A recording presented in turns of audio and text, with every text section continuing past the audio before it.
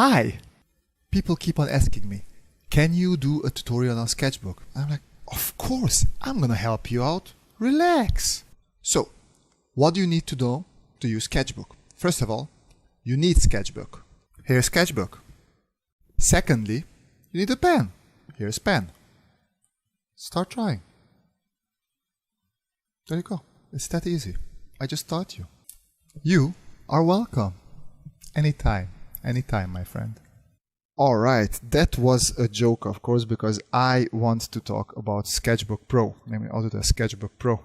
And I want to lay out a little bit. I want to go in deep with all the little tools that you have here. So this is definitely not an advanced tutorial. So if you already know Sketchbook Pro, I don't think this is going to be super helpful for you. But you can still stick around and just see what I know. Maybe you know more and maybe you can add some more stuff in the comment section. Okay, so this is a screen that always appears lately. I'm not happy, but it's good that it went free. It just advertises that it went free. You can go to a quick tour and it gives you some nice tutorials how you can use it. Basically, that's what I'm going to do very quickly now as well. First thing first, you go to Edit, go to Preferences, go to General, and make sure that the default save format is always PSD. It's not TIFF, because you're probably going to cross-use it with Photoshop a little bit. And it's just nice to have it in PSD. PSD is always a better format, in my opinion. And the other thing is you go to Canvas up here, and the default canvas size, you set it to whatever you want. In this case, for me, it's set to an A3, which is European standard, and 300 dpi's, so it's ready for printing. And it will get activated every time I make a new page. So I go to File, New, and you will see right now it's at 100%. When I make a new one, it will be at 30% because then I have to zoom in. So we have several toolbars here. We have the brush tools here on the left. We have the general tools in the upper part. We have two pucks here, and then we have something down in the corner which is absolutely useless in my opinion. Well, you can either use this or a toolbar. I like this long toolbar. Alright, let me go through the toolbar first. First one, we have the zoom in. You can zoom in. It's a zoom in puck. It's divided into 3 different areas. It has the zoom in the middle, but it also has a rotate in the middle. Let me zoom out a bit so you see this. So now I rotate the canvas. Now I zoom the canvas, and if I click here, I can pan the canvas, and you can turn this off with the X. The shortcut key for this one is space. So you just press space, this appears, you release space, it disappears.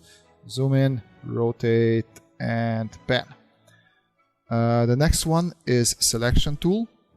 So this can be a rectangle, it can be an oval, and you can have the typical ones that you also have in Photoshop. Not the biggest fan of this. What is this called? Polyline, but I like the lasso tool and I like the rectangular selection tool. Let's deselect it with this one. You can, of course, just normal selection, and then you can add to it. You can also add to it with the lasso tool, and then also you can subtract from it. So it works pretty much as in Photoshop. No reason to go any deeper into that. You have crop, works as everywhere. You just crop. I'm not gonna go through with it. I take the brush. I'll go over the brushes in a second, and I draw something that is very weird. I don't know what this is, but I go to this one. You can select either with marquee, and then this little puck appears, which is very similar to the previous one where you can move it around, right? I'll take it back to its place. You can rotate it. You can scale it uniformly, or you can scale it vertically or horizontally. Oh no, that was the wrong one. Horizontally, there we go. Selection can be like with the marquee tool or the rectangle tool, but you can also just take with the lasso and move it, scale it, whatnot. The shortcut for this one is V, also good to know, because then you just do a selection, just with a normal selection tool, press V, and then you can start doing, and as soon as you release V, it's applied. Alright, next one would be this transform tool, which takes everything that's on that layer. So it transforms the layer. So keep that in mind. I will talk about layers in a second, and then you will understand it more. If I, for example, delete everything that we can see here, and I'm going to zoom in a little bit. I don't like drawing when I'm that zoomed out. And I'm going to draw sort of a wooden fence. Let's say a couple of planks put together, and just give it just a little bit of wooden effect, right? There we go, just a little bit here as well, and then a little bit more there. Now, let me, there's an eraser down here. Yeah, I'm gonna go into the brushes in a second, don't worry. I select this tool now, and now I can distort it. So I can apply perspective to it. There you go. And then just apply it, and then just draw in the parts to make it a little bit more 3D. Useful tool, but as I said, it only takes layers, which is a little bit annoying sometimes. As you can see, I just pressed V, and then the whole layer gets moved. So basically this transform tool. If you have no selection, it just moves everything on that layer. Next one is the bucket tool, which you know, and it also has different sorts of gradient tools. Not that reason to go into. You have text, not so good in a sketchbook. I would just skip text, maybe edit in Photoshop. But what sketchbook is really good in is the the ruler, and then you can make really nice sharp lines with it. You can adjust it. It has two handles, so you can adjust it however you want, and you just move it to the next point and move it to the next point, and you can do all sorts of cool things with it. Ruler is awesome. Ellipse tool, same idea, also super awesome. It has 5 handles, one in the middle, you move it around. This one, you basically squeeze it and enlarge it. You have the scale tool, you have the rotation tool, and then you turn it off. If you double press any of them, it goes back to its standard form. So if it's squeezed and you double press the squeeze one, it unsqueezes. Same with the scale one. And the good thing about this is, so if this would be a plank on a wooden cart, let's say, and I want to add wheels here, it's super easy, because I always say you have to follow the axis of the wheels, so that there's always an axis that the wheels are placed on. And let's say if that axis would be here, I just take this tool, I adjust it, this is the axis, then I try to squeeze it, see the axis is right there, let's make it bigger, and there you go. You can move it a little bit to add some thickness, you can make it a little bit darker as well, then you make it a bit smaller, you can also squeeze it together, that will be the inside of the wheel, and turn it off, and it's a perfect, quickly done wheel. Really, really useful. Another thing is this designer shape tool. Well, I don't know what it's called. French curve. There we go.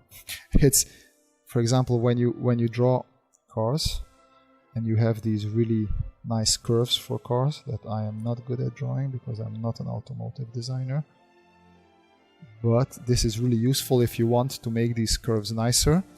Same tool. Well, not same tool, but it has size, it has rotation, move it in the middle, turn it off, then you can flip it here, and you can switch in between different, I think there's 4 or 5 different French curves. You just take one that you find quite nice and appealing, and then you just apply it, and then you try to continue from there on. Like if you want a little bit of dip and curve there, you can apply that a little bit there, and then go to a different one, and then just close off. Let me see if I rotate it a little bit. There we go. Close it off from here, and then you have a really, that's how you can have really nice lines.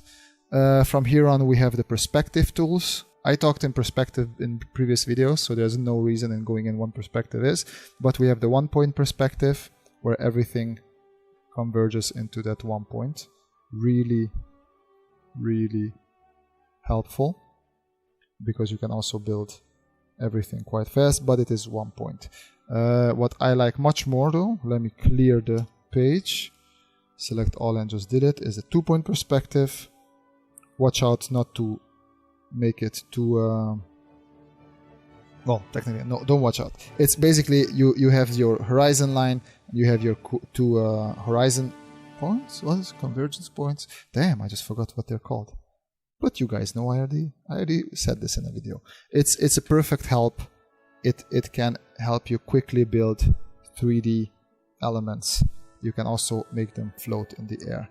Yeah, definitely a great tool. I use it from time to time when I want to make sure something is accurate. 3-point perspective. Let me erase everything again. 3-point perspective. I'm just gonna zoom in. This happens when you look up at high buildings. There you go. There's nothing much to say here. It's a useful tool if you need to use it. Let me erase this. And then also you have the spherical perspective, is it called? Fisheye mode, yeah. It gives you a nice fisheye lens. So let me turn this off a little bit.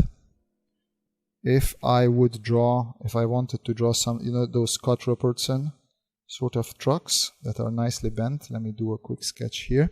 Then I turn this one on to see where it is. Oh, no rotation, thank you. I feel like I should make it a little bit smaller to get these curves done nicer.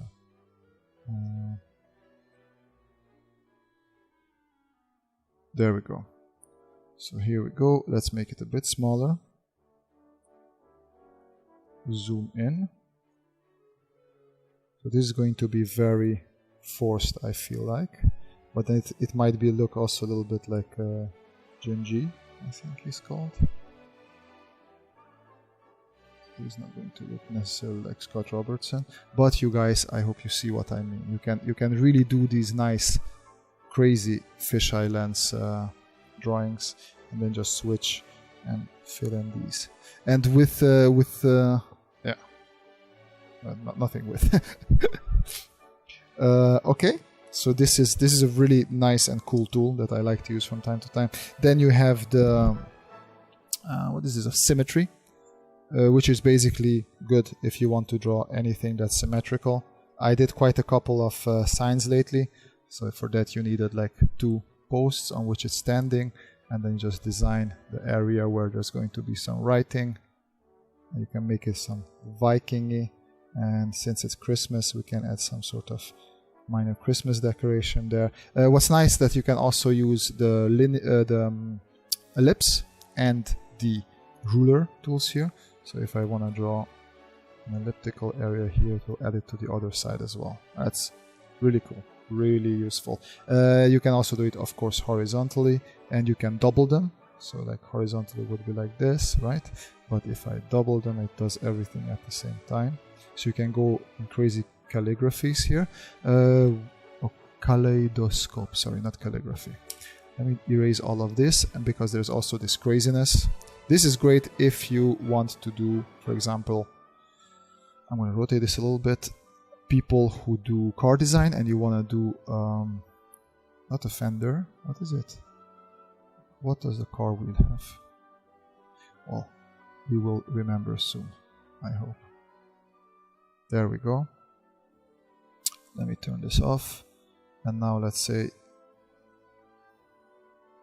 something like this. Alright, so you can do really interesting fender. No, it's not fender. Why is my brain giving up? But the things that are inside the wheels, you guys know what I mean.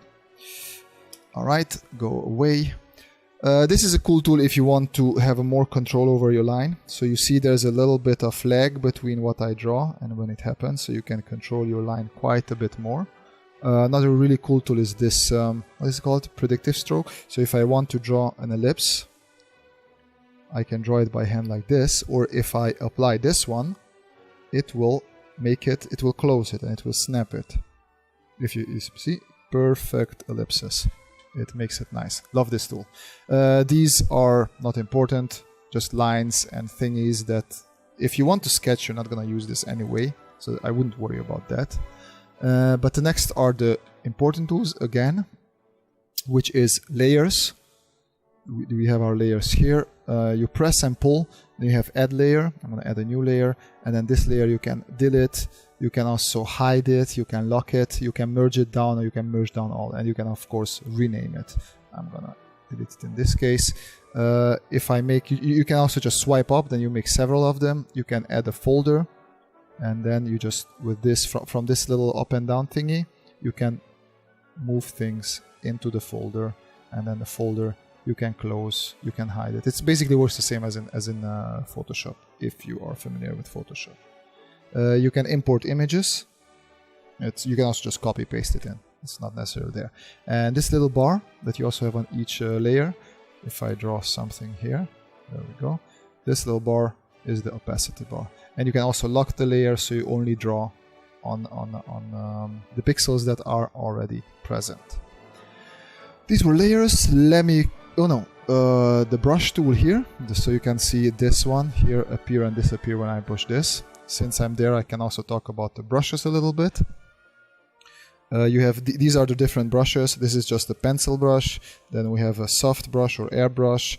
We have all sorts of marker tools here. This is the standard brush set, right? Then we have a ballpoint. This is a hard brush, I would say. Some inking brushes. Like this is actually not a bad inking brush. Then you have some smudgy tools. You can have some nice effects, but you never use that in, I would say, as an industrial designer, and sharpening. And then we have the two erasers, a harder eraser and a much softer eraser. Now, what's important to know here as a shortcut is the letter S, because S lets you switch between the last two brushes. So if I have pencil and eraser, it means if I press S, it jumps back to pencil. I just draw something. If I want to erase something, S, it jumps to eraser. So I don't always have to turn my Intuos or pen or whatever you're using around to use the other edge of it. So S will switch between the last two brushes. I don't really use the standard brushes because I don't find them that interesting. Instead, I use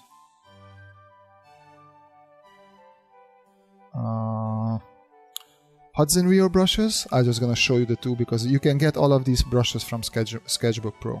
So just write in Hudson Rio brush set, and that is, I press here, this brings up the brush library, and there's my Hudson Rio brush set. If you click it, you see you can move it around just like with the previous one, like you can arrange it as you want it. And with this one, you press it and you can create new brushes based on what there's already. But I would like to pin this to my palette here, and make it big again. So this is my standard brushes that I can always use. Why do I like this? The pencil that Hudson Rio has is one of the best ones. So I use this for all my final lines because I just love this, how it works. It's a little bit better than the standard one. Well, the standard one is already really good. His airbrushes are fantastic. I just love his airbrushes. He has hard brushes, like a really hard one, medium hard one, and like a super soft one. And that's also how his erasers are set up, like a hard eraser, medium hard eraser, and then a soft eraser. But he also, like, these were all based on the hard one, so he have also a really nice eraser that just takes the edge of just a little bit, so you can really blend away those harsher edges. And the other brush set that I use quite often is that of, his name is Mr. K. Mellon, and the K. Mellon brush set, and that you can find here as well. And Mr. Kevin Mellon, he is a story artist for Archer, so storyboard artist for Archer, and he has just great art in general. And I really much fell in love with his thicker pencil. It has a nice rough edge to it. It really feels like you're drawing with some sort of... And I use this to do also some storyboarding myself. So it can give you those really biting... Well, not biting because it's not sharp. It's like really soft, but the more you go over, it's like gravelly, you know? I really enjoy this pencil quite a lot. And he has some good other things. So he has some other pencils. I don't use them that much, but all of them are this nice and rough, so perfect for sketching. His inking stuff is great. Like, I love this brush. This was a little bit rougher. He has a couple of great splatter tools. Either way, just I really can recommend these two brush sets. They're amazing. And there's also some standard... I use the synthetic paint ones for actual painting when I want to paint some sort of landscapes. There's no reason for I'll show maybe run through in the end when I'm done talking how I use those brushes. So this is the brush set. Aside from the library, there's another button here where you can adjust your brushes. So you have a lot of advanced settings, from opacity to flow to everything. Just select the brush, and then here you can really adjust as much as you want with textures, with shapes, and it's a lot of options you can play around. What am I missing? These two pucks. How I like to set up, I have the black one here and the white one here. The black one is basically color. You tap in it, you can choose whatever color you want. In the ring you choose the hue, and inside you can choose the saturation and brightness, but you can do that also by not tapping it. So if I have the red here, if I just pull down, it goes to 0 luminescence, which is dark, and if I pull up, it goes to 100 luminescence, which is white. But then if I tap into the middle, and if I now pull right, it's full saturation, and if I pull left, it's technically, if I go all the way to the left, it's 0 saturation. So you can really adjust it from there very quickly as you want it. And on the other side, let me go back to black, basically you have the size, which, oh sorry, that was opacity. So the size is on the horizontal line. You can make it quite a bit bigger, as you see.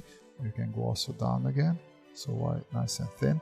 I like to keep it at 7. At least this brush works for me at 7 really nicely. Let me go up to 8.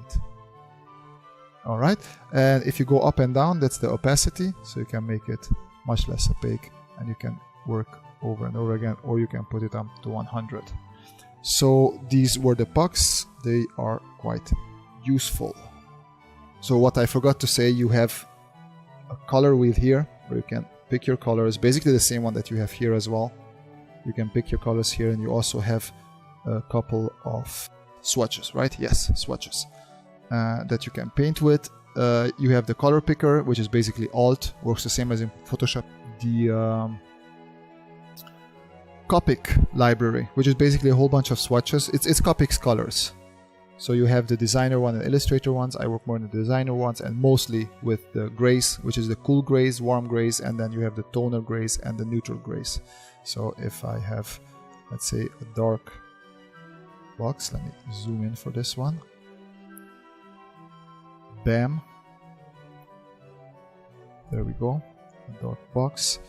Then, and the sun shines from here.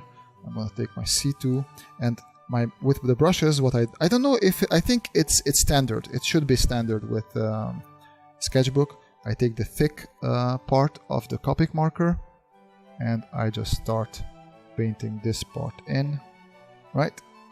And then I go to I see that's not dark enough. Let's take C4. I just do it with the C4, and then which means that if the light comes from here, I can switch to a C2 for this side. And I'm going to do a C0. Does that do? Yeah, there we go. Well, although that's too warm for me. Let's do C1 on this side. And then the C2, I will go over with a C3 on it. And I think I will darken the C4 to a C5. Yeah, I like that quite a bit more. So sometimes when I really want to do a quick sketch, I use these. So I only use these two brushes from Copic, right? And then you can do this. And I wanted to show something else towards the end. Oh yeah, exactly. So how I set up my brushes here. Right, so what I do, I have this Hudson Rear because I use these quite a lot. Sometimes I really like using this basic pencil. So what I do, I click on it, right, as I'm here, go to this one, and I do, there's a duplicate copy brush, right, there we go. Now I have it twice, and now I pull it into the Hudson Rio brush as well, right there. It appears here as well. And what I like to use here as well, I duplicate, oh, sorry. So I duplicate this brush, and I duplicate this brush as well, and I pull them both into there because I really enjoy using them. So like this, you can set up your own mix and match sort of brush set. And I close this, and then I can easily switch. And also, like, because I love the K Melon brush so much, I'm just gonna go here. Oh, sorry, this one, I keep forgetting. And then copy brush and hold it hard. And let's bring it over here as well. So now I can really just mix and match all the brushes that I really like.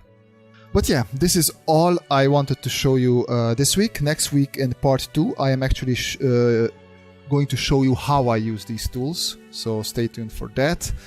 I hope you enjoyed this one. If you did, please leave a like. If you have any questions, or if you think that I left something very important out, please leave a comment in the comment section below.